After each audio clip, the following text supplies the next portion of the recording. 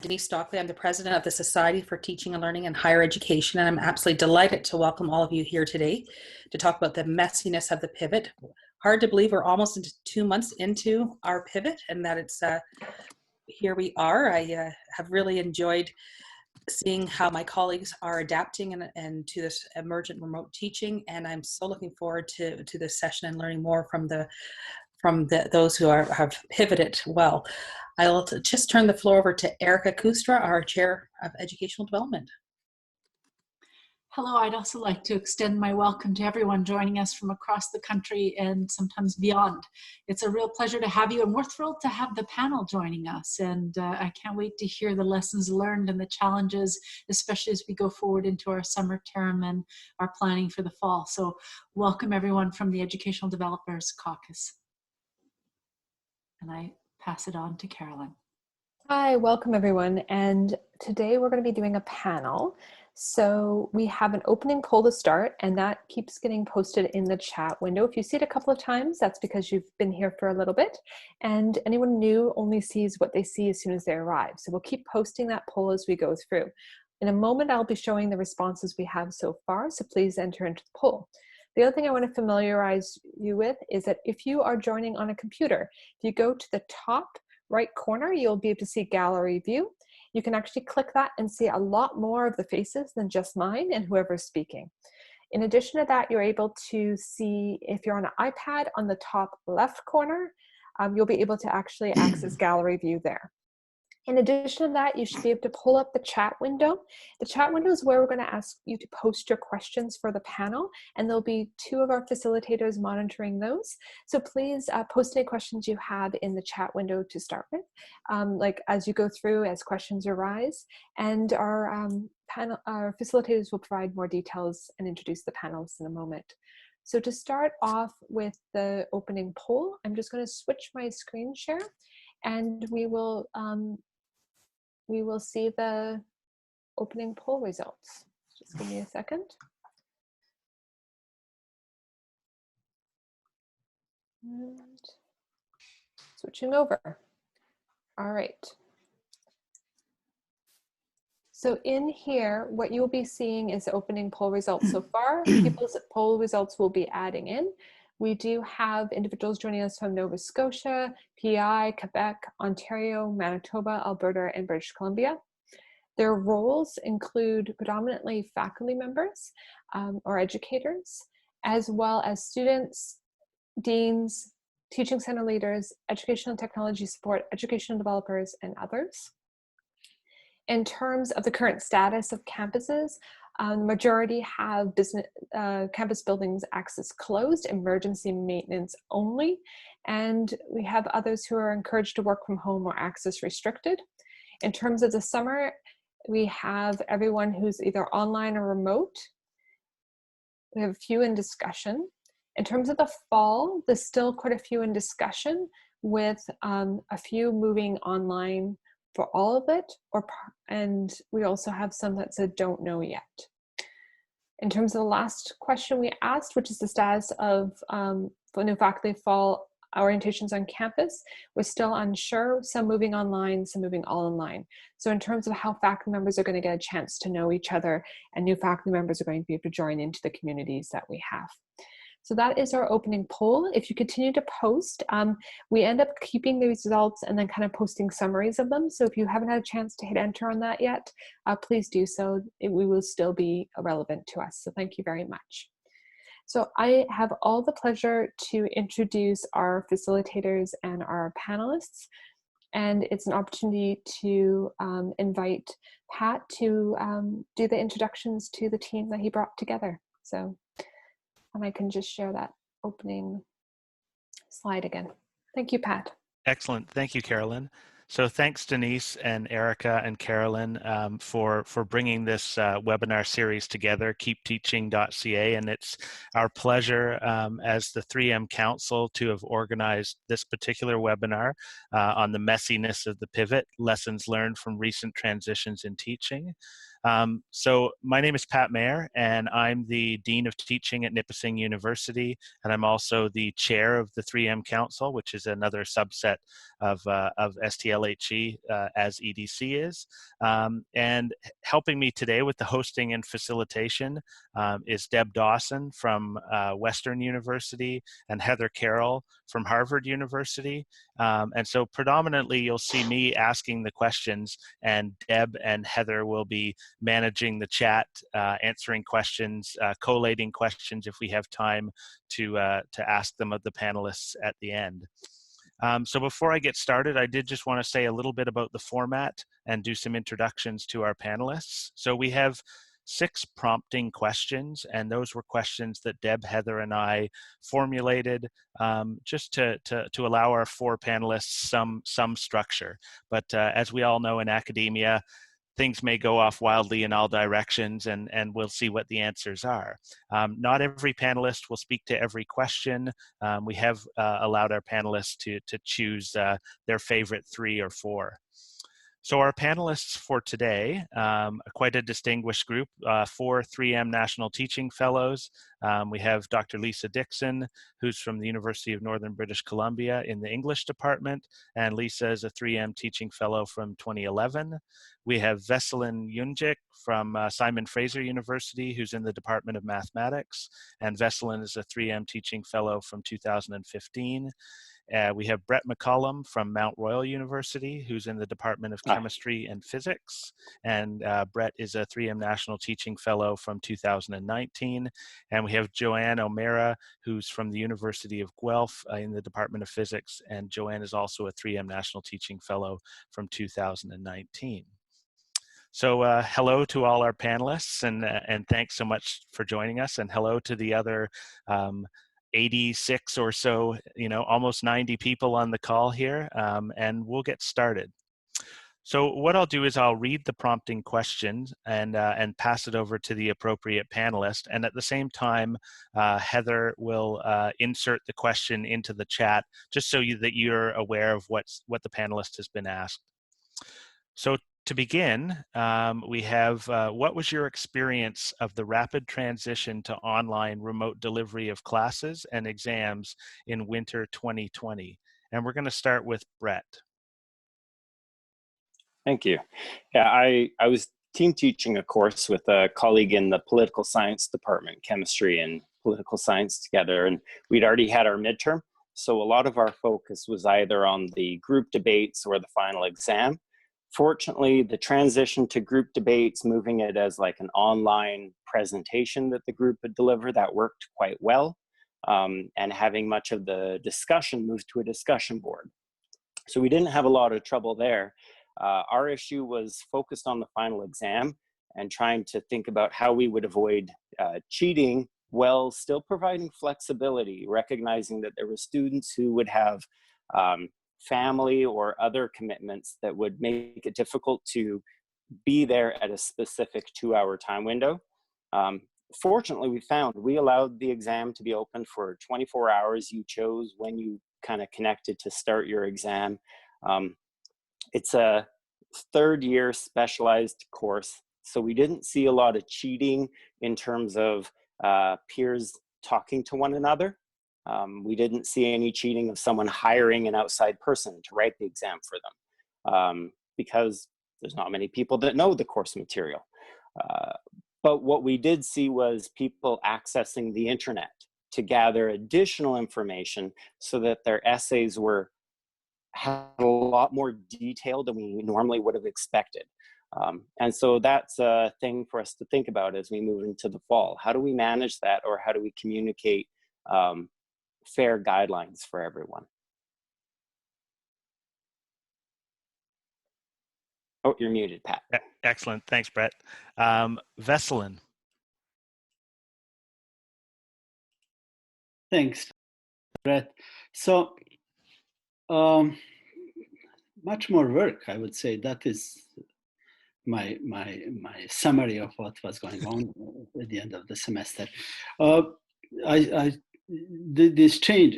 The problem was that we had to change both routines in our personal lives and our professional routines, and to synchronize those two wasn't easy, and it was quite stressful. But I would say that what I'm going to remember from this period of my professional life was that I put much more work in managing the course than I usually do. And I think that was quite common for our community. With a group of my colleagues, we did a survey among first-year math instructors, and that was a common sentiment. 80% of people, we had about 100 people completing the survey, about 80% of them said much more work, much more work. You know? And mostly on preparation of the course, this transition from face-to-face to online delivery meant that we had to master things that we were not ready for. Much more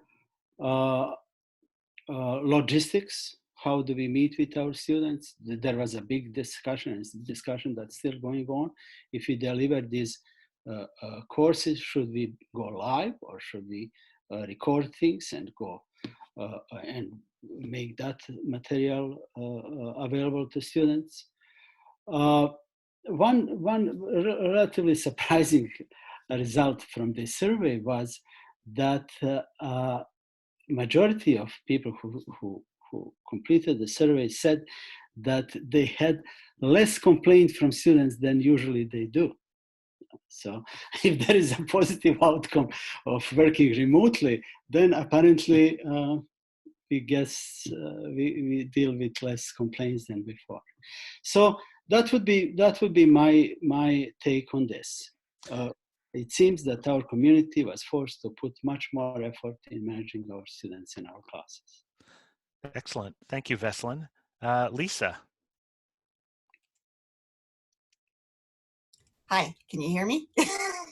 Yes? Okay, good.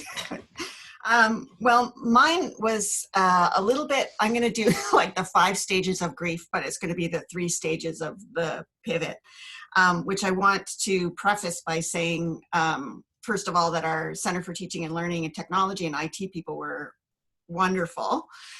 Patience on a monument, as we turned up weeping virtually in their offices, you know, all the time. But for me, in terms of context, I think one of the most important things is I have a really deep feeling that teaching is a discipline and that online teaching is a discipline. And so I went into this with a real sense of sort of disciplinary deficit. It was kind of being told on Friday that on Monday you are switching to online teaching was a little bit like saying to a physicist, on Monday you're going to be a psychologist, which I'm sure if you actually said that to someone, you'd be met with gales of derisive laughter. But that's sort of what we were asked to do. And so I went into this with a great deal of trepidation and an awareness that I have a very high mountain that I need to climb before September in terms of sort of trying to educate myself in a new disciplinary area of expertise. So that led almost immediately to cognitive overload. So our Center for Teaching and Learning and Technology swung immediately into action with webinars and resources, and it was wonderful. But I realized pretty much by the end of the first webinar that there was no way I was going to be able to meaningfully take that on board for what I needed to do to get to the end of the semester, to get the students through to the end of the course. I just couldn't manage the cognitive load on top of, you know, worrying about elderly parents across the country and all of those kinds of things. So I exceeded my capacity pretty much on the first day. And so that meant that I moved to the next stage, which was pedagogical retreat. And so I grasped for the tools that I had at hand that I knew I could manage, and narrated PowerPoints and distributed lectures and discussion questions for participation grades, all of which violate my pedagogical principles, like in a really deep kind of way. And I could feel like Paulo Freire, like looking over my shoulder with deep concern and a sense of betrayal. And so I came out of this experience sort of feeling that I had I had moved into a banking method of teaching that I've spent the past, 15 years or so trying to move away from, and to educate my students to have different expectations of their learning experience as knowledge creators, that, those unique moments that we create together in a classroom. So I left, you sort of meet me here at a stage of I'm kind of raw at this point, and I feel that, every day I woke up and thought, okay, well, I failed magnificently at that. So that's sort of where I'm at right now, and hopefully moving now to start climbing that mountain. So that's where I am. Excellent. Thanks, Lisa.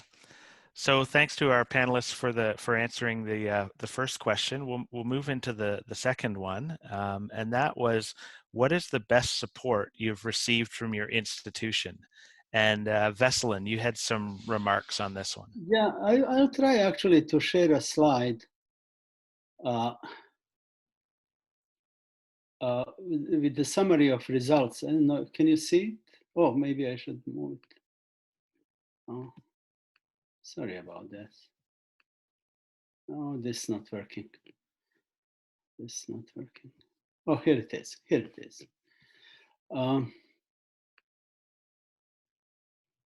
I want to show you this, and the next. Oh, this is it. So in our survey, we asked our colleagues across the country about the support that they received from their institutions.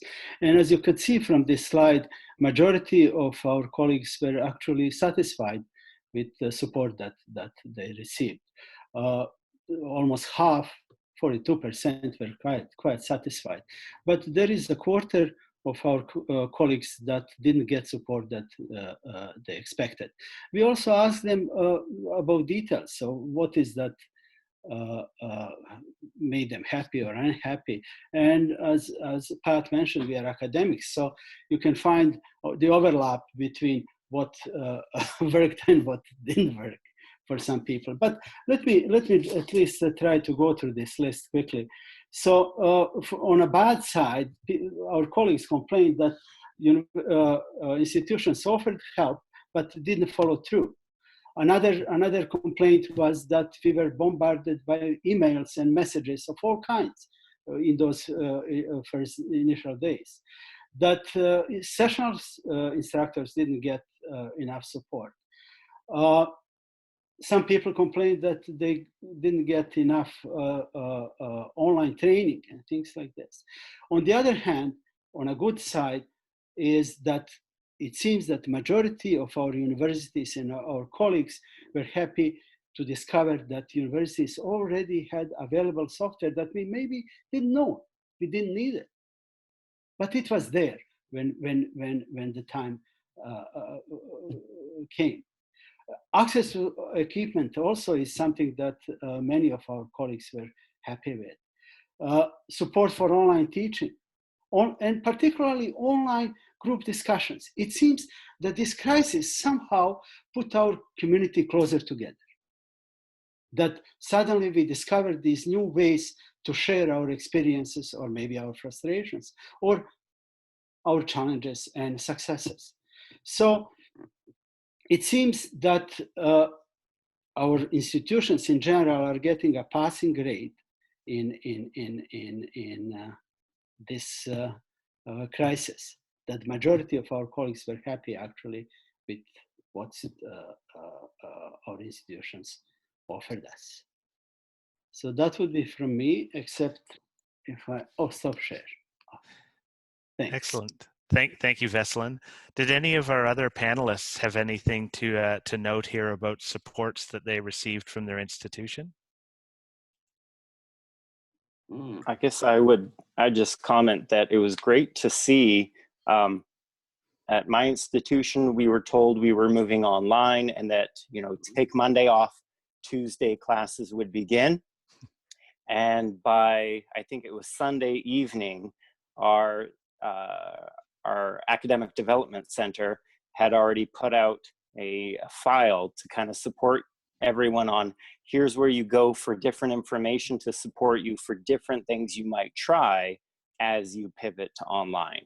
And so that Monday morning when people woke up and checked their email and said, what am I going to do tomorrow? There was already a large kind of guided sheet to very quickly help you find the resource and support that you need. Excellent. I'd just Brett. like to add, sorry, Pat, I'd just like to add that at the University of Guelph, I was really impressed with the response in that rather than a day, they gave us a week, Brett. So they said, nothing's happening for a week. Everyone take a break, take a breath, and then we will come back and finish the last 3 weeks of the semester. So we went a week longer than we would have otherwise, but nobody else had anything to do, so it was fine anyway. So yeah, the university, I was really, really impressed with that decision. I thought that made a big difference to people being able to take a bit bigger breath before we all jumped into this brave new world. Excellent. Thanks, Joanne. And that sort of takes us to our third question here, which pivots away from teaching to some of the other commitments that we might have. So our third question is, how has your research been affected by your academic and non-academic commitments during this uncertain time? And over to you, Joanne. Great. So for me right now, research or scholarly activity is largely writing based. So that is in principle something that is doable anywhere in the world. The challenge for me has been more in the non-academic responsibilities of life, in that I have a 15-year-old daughter and a 9-year-old daughter. And one of them was handling the brave new world fairly well, and one of them was definitely not. So trying to continue writing while you had approximately 6 or 7 minutes of uninterrupted time at a stretch at most, before one sister was annoying the other or didn't understand how to get into Google Classroom, or any other possible crisis that was happening. So that was definitely a challenge.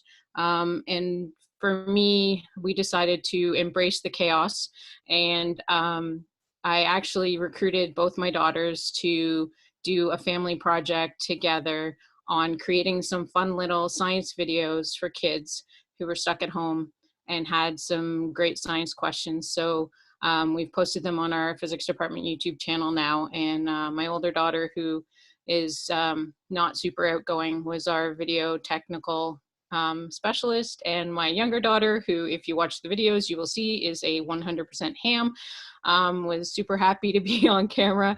And we've done videos on how to measure the speed of light in your kitchen. And we just posted one today on how to make your own green screen at home and create some fun videos at home. So we're trying to have fun with it. On the research side, I will say that my biggest concern when we shut down was I had 2 fourth-year students working on their honors thesis project with me. So I was very much working hard with them to figure out how to make the best of the last 3 weeks. For one of them, Cody, the project that she was working on, it was fairly straightforward for her to continue on at home. For Melanie, it was definitely a lot more of a challenge, and we had to kind of rethink a lot of what we were going to do in terms of the final bit of data collection, the final bit of analysis, and how to make the most of it. The coordinator of the course was super understanding, of course, but that was really my research-wise, my biggest focus was trying to help Melanie and Cody get the last bit of their work done for their thesis project. Excellent. Thank you, Joanne. Brett, over to you. Yeah, similar to Joanne, I have a daughter who's 1-year-old. And so, yeah, you find time to get work done in between moments where you're needed as a parent. Much of that I find I'm now doing emails early in the morning or late in the day, or one at a time whenever I have a moment. I agree, you're spending a lot more of your research time focused on either writing up a project, or preparing the human research ethics application because now's a good time to do that work. I recognize this moment of unusual transition that we're all in is a really good opportunity for people to be doing scholarship of teaching and learning if that's your area of research. So I'm encouraging people, think about what's going on in your classroom. What can you reflect on, even if it's on your own personal journey, and how can you share that with others so that we can learn from it at the end of it all? Excellent. Thanks, Brett. So we'll move along to the fourth question here, and that was, what concerns do you have if you have to teach online in the fall? And Veselin, I will give you the mic. Oh, thank you. Well, I know that I'm going to teach online in the fall, and I'm going to teach two classes. One of our biggest Calculus 1 classes with maybe 3, maybe 4, maybe 500 students, depends how things will develop, and a 300 class that is relatively small. But for this big class, my main, and actually for both classes, my main concern is are the issues related to academic integrity. This experience over the last several weeks really hit hard myself and many of my colleagues. Really, we realized that we have students in our classes that are ready really to misuse this situation with remote exams and to just to cheat and or they're not smart cheaters, or they don't think that we are smart enough that we see how they cheat. So it seems that the sentiment is that now universities are going to invest in these artificial intelligence proctoring software. And this is kind of scary to hear about these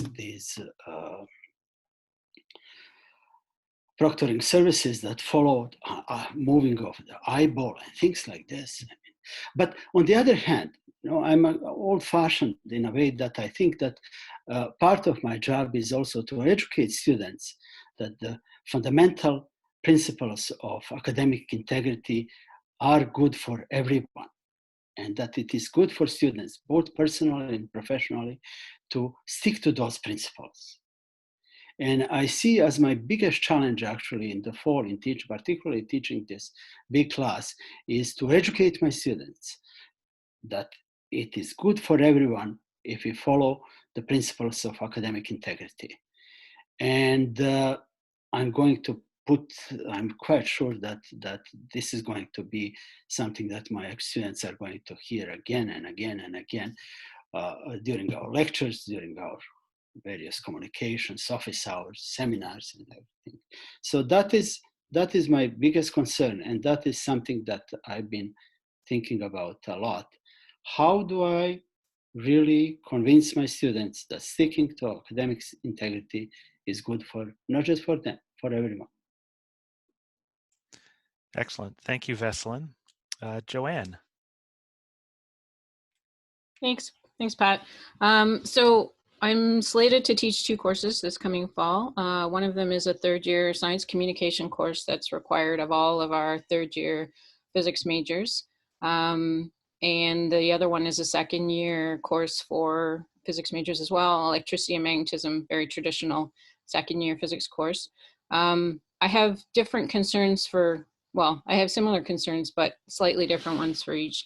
And the 3rd-year communications course I'm quite concerned about because it's really, the whole purpose of the course is to provide students with a safe and structured environment to allow them to feel more comfortable communicating science. And I'm really struggling with how I'm going to be able to do that in a way that I would like to be able to do it, that I have been doing for the last few years for our students. And we're actually starting to talk in the department about possibly just putting that course on hold this coming fall and offering it again the following, well, going back to it the following fall, and just having a double cohort year of all of the third and fourth years together in one offering in a face-to-face environment. And if there are any fourth years who need to take it to graduate, we'll figure out a way to help them do that. That's still an ongoing discussion. For the second year E&M course, electricity and magnetism course, I'm very concerned about community. This is the fall semester of second year is when the physics majors have come out of their big first year courses, and they're now in a 40, 50, 60 student classroom where it's all physics majors. And this is where they really start to build their cohort and their community for the next 3 years. And I am so sad for them that if it's an online only experience, it's going to be, I think, a lot more difficult to try to foster that sense of community and cohort, and trying to figure out ways to help them do that is going to be a concern for me. I do a lot of peer-to-peer engagement in the classroom, both in the communication course and in electricity and magnetism. So that's also going to be a challenge, but those are the things that I'm really thinking about right now as we start to think about what September is going to look like. Thank you, Joanne. And I think that's what most of us are. It's such an unknown world. We're thinking about what it might be, but we have no idea what it will be. And that's possibly the most difficult point. We'll move along to our fifth question now, and that was, what supports do you need to have a successful summer or fall if you continue to teach online or remotely? And Lisa, you're up for this one. Right. I remember to unmute. That's the thing I'm worried about, is I'm just going to be speaking mutely for for an entire semester. Okay, so what do I need to successfully move online in the fall? I think for me, the most important thing that I can do, and Brett already raised this, was the idea of reflection.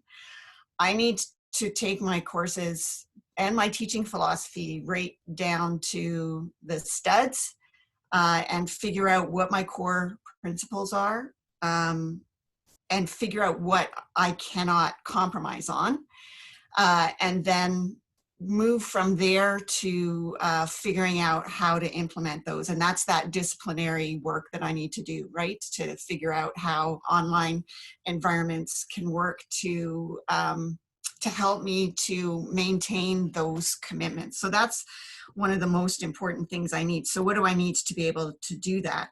I think I need space and guidance. And I think lots of us need space and guidance in order to do that reflective work, in order to resist the impulse or the pressure to move to implementation right away. Because I think that's going to lead us into a situation where the technology is leading the pedagogy, and I really believe it has to be the other way around. And so I think we need sort of spaces to work through those principles and some guidance for working through those principles. And what we need in terms of space there, I'm also thinking about recognition at the institutional level. And this is something that Veselin already noted, of the extra work and time and load that's going to put on us as faculty members, which means there needs to be an overall adjustment of expectations in terms of productivity and workload, so that we can take this on board so that the changes and the choices that we make are intentional and thoughtful, and aren't driven by a need to figure out how to teach on Zoom.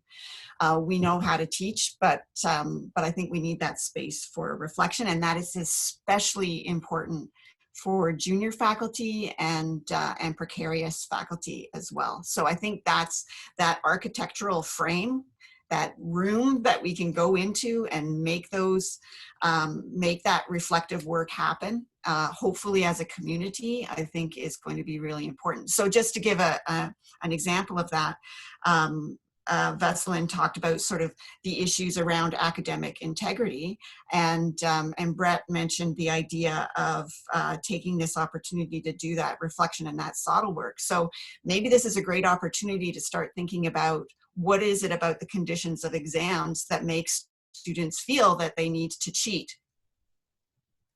Right?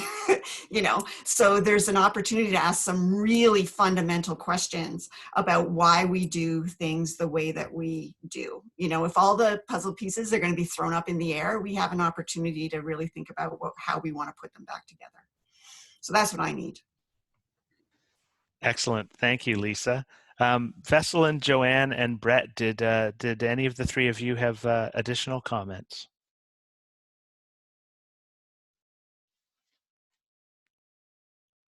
Sure. I think one thing that I would highly recommend is reaching out to other people. You know, you can reach out to your department peers. Like, I'll be teaching a multi-section course, and so talking with the other instructors, making sure that we're designing a similar experience, because we want that when students are talking to each other, they're not saying, well, you know, if you were in Brett's section or you were in Nathan's section, this is what you would get as support to help you through the term. Because we're concerned about student disengagement, that, you know, we've seen students during the winter term kind of shelter in place and disconnect from the course. And so trying to keep them engaged with each other. And fortunately, we've been doing some online collaborative learning for the past several years in our course. And so we can just build on that for the fall. But a big part of it is having the conversation with our peers so that we can provide that shared support to our class. And that's really the important piece. I mean, we are still all humans, right? We're not teaching to robots in an online sphere. It's developing online courses that meet the needs of humans who are in this crazy situation, right? So we're all struggling with our workloads and our family balance and kids running through the background of Zoom calls and all the rest, but so are our students as well. So I will move to the sixth question now, and that's, what is one tip or strategy you would give to other faculty as they continue to work in these uncertain times? And I'll pass the mic over to Joanne. All right, thanks, Pat. I'm going to cheat, and I'm going to say 2. Okay, 1.5. So first and foremost, I think, and maybe this doesn't need to be said, but I would say my most important piece of advice that I try to live by is be kind to yourself. Because this, as Lisa said so beautifully, I do have a major disciplinary deficit here. This is not how I know how to teach.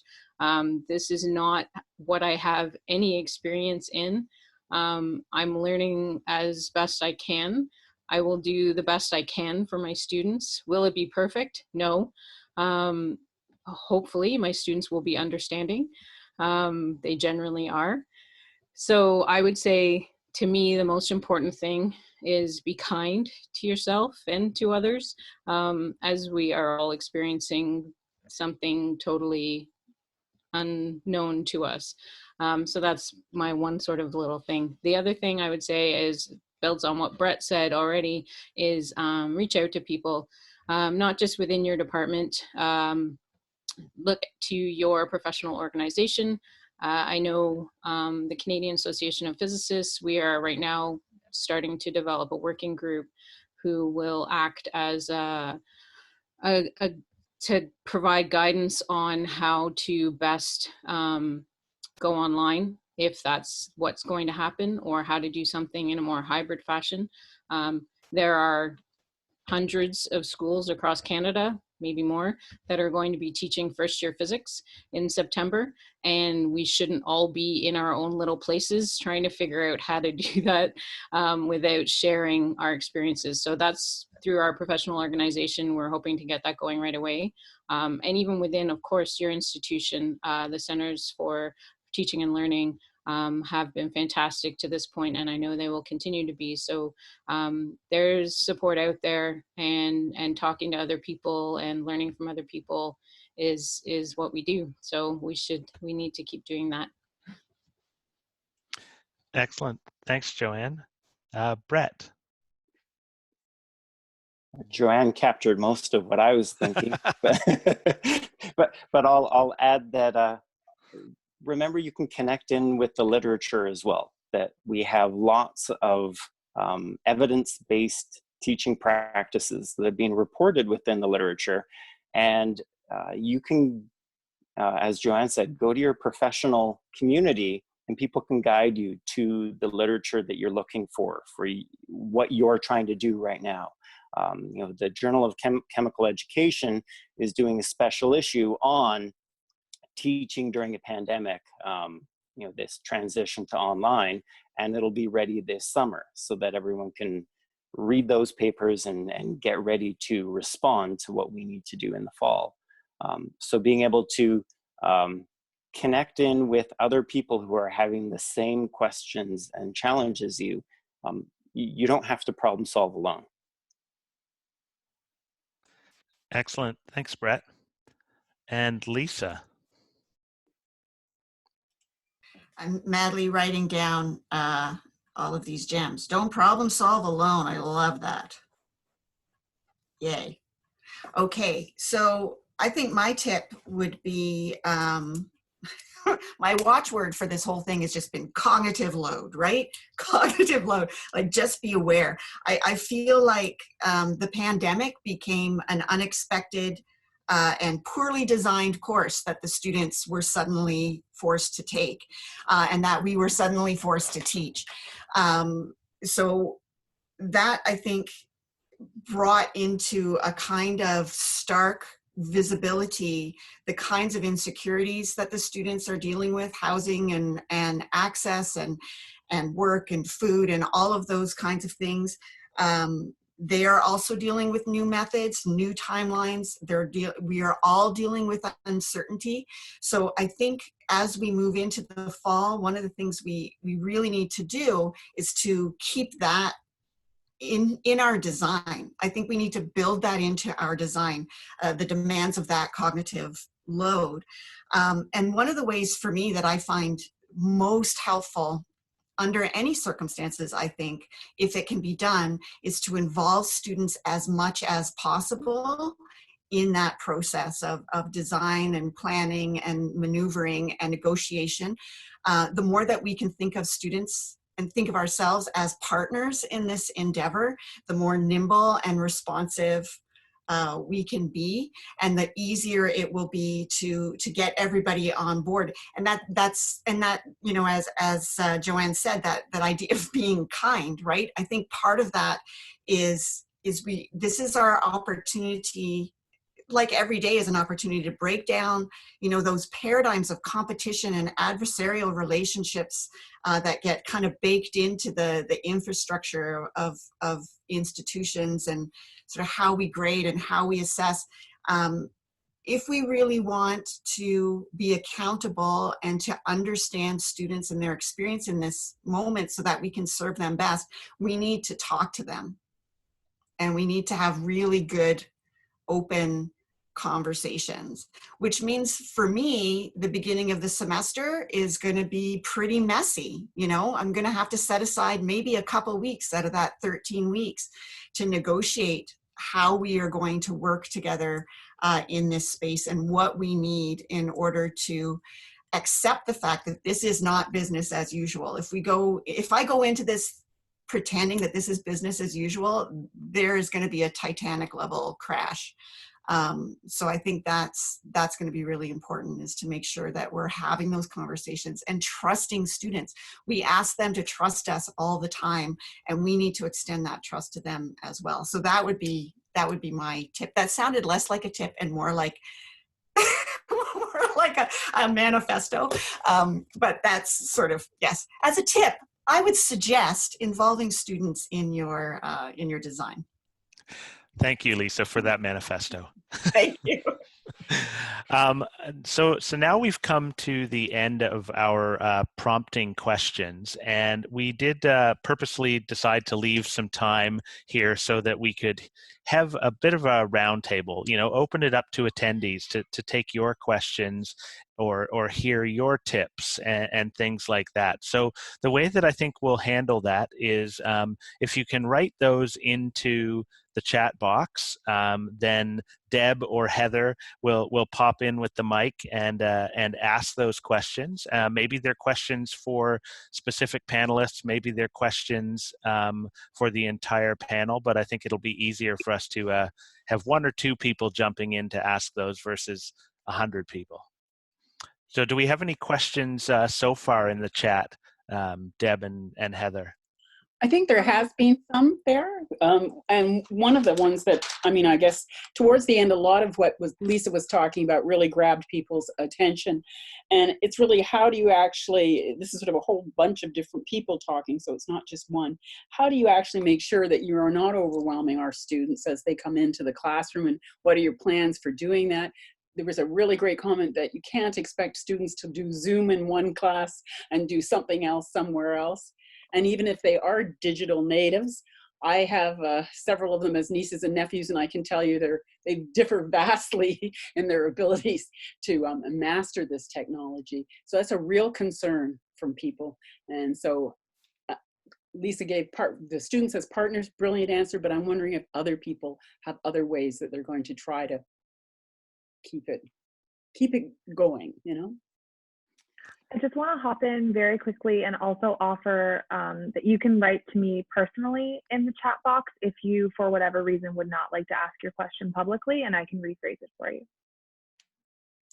One of the things, Deb, that we've been doing, and we have a little article on it I can post in the chat window, is calculating student hours of effort. And this works in any class environment, but it works especially in the online environment when you're not sure how much effort you're really asking students. You don't even really know, usually when you assign a reading, you have an idea how long it would take you, but you're an expert. In this case, we don't really have, a lot of us haven't been online learners, so we don't know how long things take. And we want to make sure we're not asking students to do, more than the usual, which is, our usual is also probably too much in a lot of cases as well. So I'm just going to post this student hours of effort blog article, and there's a little worksheet in there. And the other thing I do with all of my classes, face-to-face or online now, is I actually share this with them at the beginning and say, this is how you can expect to spend your time in a typical week. Aside from the whatever amount of time that we're together, you should be doing this, and that will help you. Great ideas. Thanks, Beth. Excellent. Thanks, Beth. Any of the other panelists have ideas to follow on from Lisa's points? Well, in my experience over the last several weeks dealing with my class in the spring semester, I think that the key is really to be open for communication with the students, to clearly and patiently explain our expectations, what we are going to do, what we expect the students to do. And that, I don't know, took how many hours of my time. But I believe that this willingness to send announcements, to join discussion boards, to keep office hours, to answer emails, to, it really helped me to kind of support my students in their own transition from face-to-face to online classes. And I think that is something that I'm going to try to do in the fall. So to open all channels of communication that I can think of, so that my students can access me at any time they wish, with any question they have. Excellent. Thanks, Veselin. Heather, I believe we have an anonymous question. Yes. So someone here asks, saying they like the idea of being told what is the best practice and then just showing up so they can focus on the content. So they're wondering if a top-down approach would be easier for teaching all around, and if our panelists could respond to that.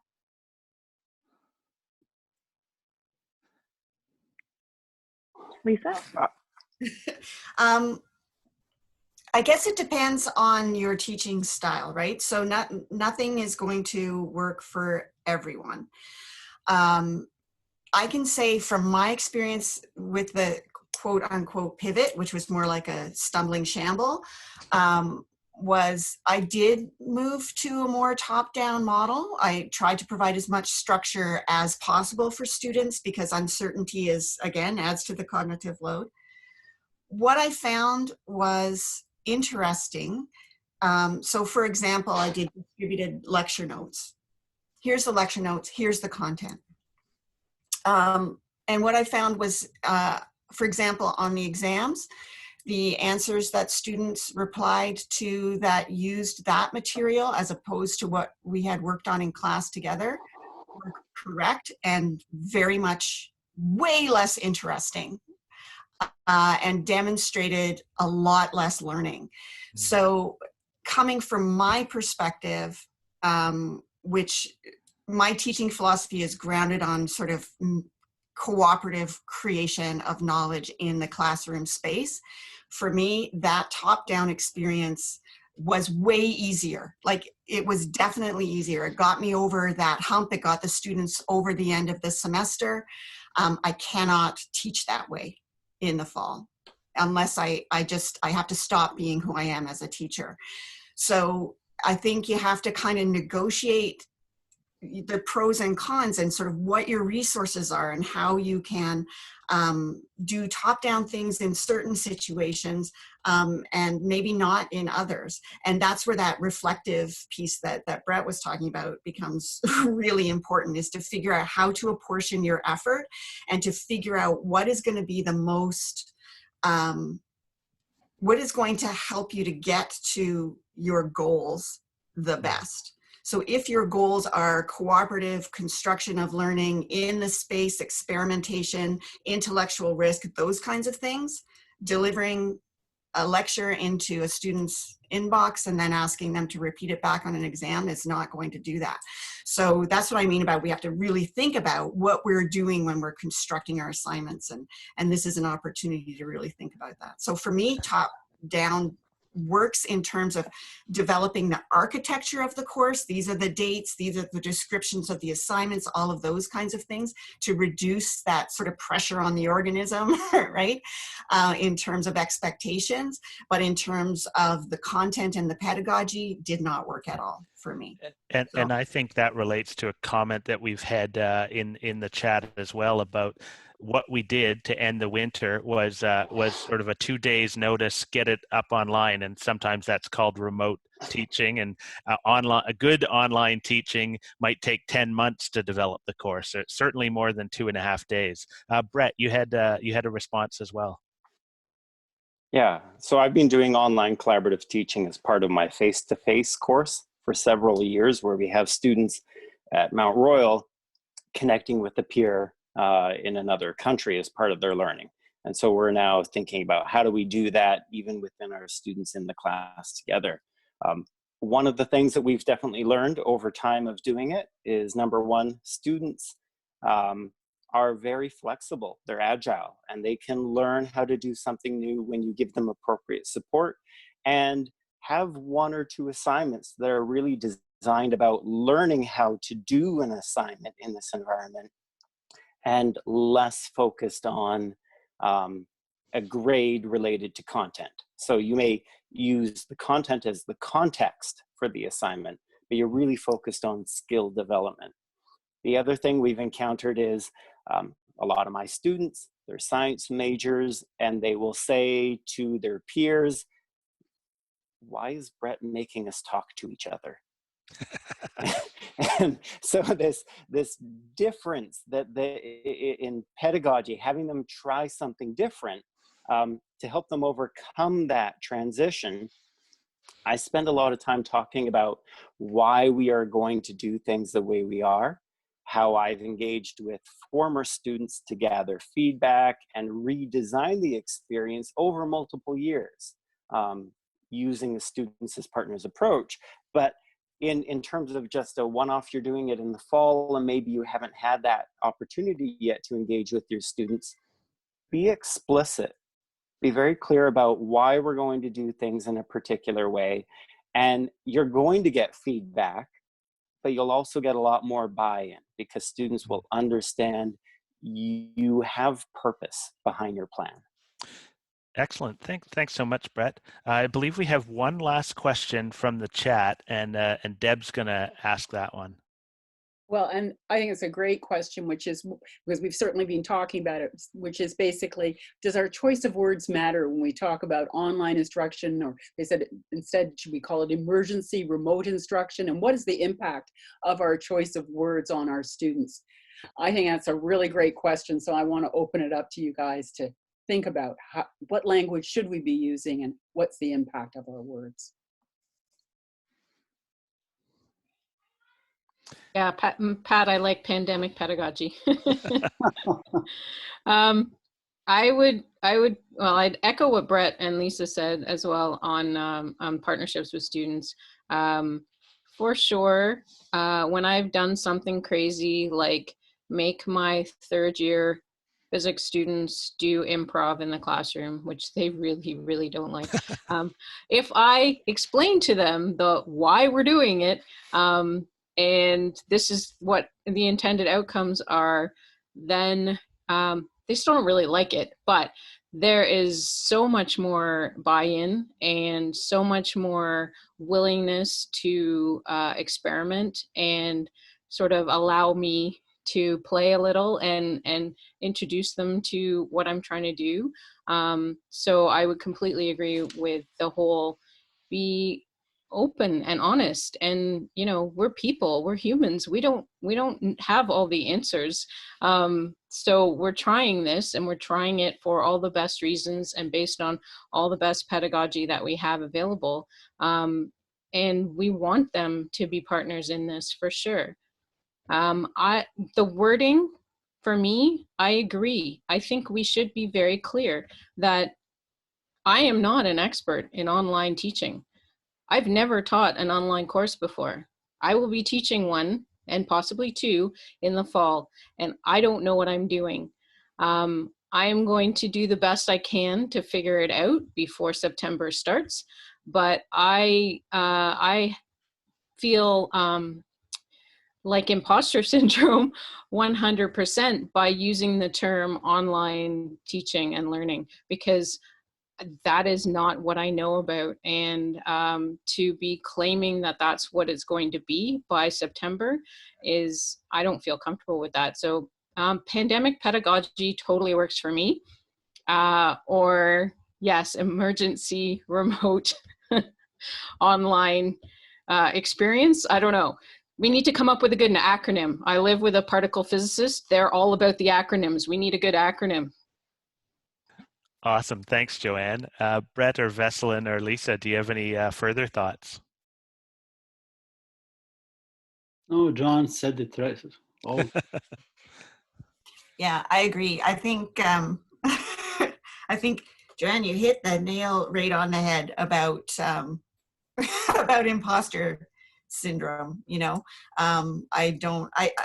think I don't know that I'm going to be doing online teaching. I think I'm going to be doing some kind of motley hybrid of all kinds of different things. And I'm going to have to go and talk to a lot of experts on online teaching and find out sort of what language they use. But the pandemic pedagogy, I think, is interesting in that at least that flags the idea that this is not business as usual. And I think that's really, really important to keep in the forefront of our minds. So yeah, maybe I'll adopt that too. Excellent. Well, I think in the interest of time, we've now reached 1:59 Eastern, and we better wrap it up. So I do want to say thank you to all of our panelists, and I'll put up the clapping reaction here on Zoom. And thank you so much for sharing your expertise and your experience, and just your interest in being a resource for educators across the country and across the globe. So thanks to all of you. Thank you also to all of the attendees. It was wonderful to see that number creep up and go over 100 and stay there for most of the webinar. So thank you to the participants, and thank you to the rest of the team, Deb, Heather, Joel, everyone who's there in the background making this happen. So farewell, enjoy the rest of your days, and keep watching the keepteaching.ca website for future webinars, etc. Thanks, everyone. Thank you. Bye. Thank you.